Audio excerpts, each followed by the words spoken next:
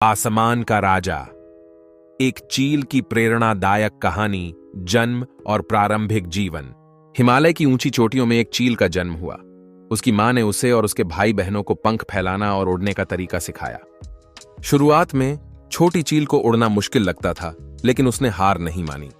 एक दिन मां चील ने उसे घोंसले से बाहर धकेल दिया। डर और उत्साह के बीच छोटी चील ने अपनी पहली उड़ान भरी। वह बार बार गिरती, लेकिन हर बार वह उठकर फिर से कोशिश करती।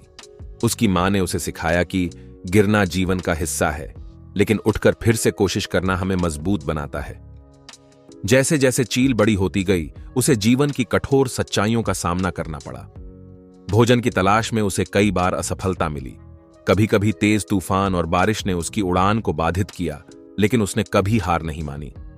चील ने सीखा कि धैर्य और आत्मविश्वास सबसे बड़ी ताकत हैं। उसने देखा कि कैसे उसकी मां शांति और धैर्य के साथ शिकार करती थी।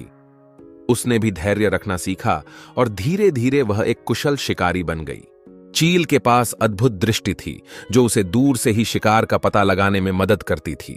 उसकी तेज गति और मजबूत पंजे उसे एक सफल शिकारी बनाते थे। इन क्षमताओं ने उसे अपने जीवन की हर चुनौती का सामना करने में सक्षम बनाया। एक दिन चील ने एक अन्य पक्षी को देखा जो कठिनाई में था।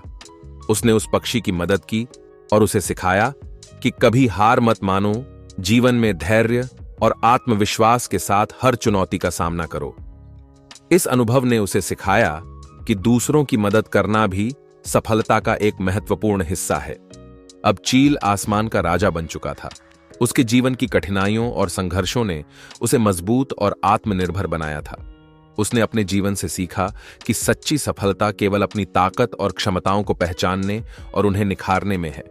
निष्कर्ष, चील की कहानी हमें सिखाती है कि जीवन में कितनी भी कठिनाइयां क्यों ना आएं, अगर हम धैर्य, आत्मविश्वास और अपने अद्वितीय गुणों के साथ उनका सामना करें, तो हम किसी भी चुनौती को पार कर सकते हैं और सच्ची सफलता प्राप्त कर सकते हैं।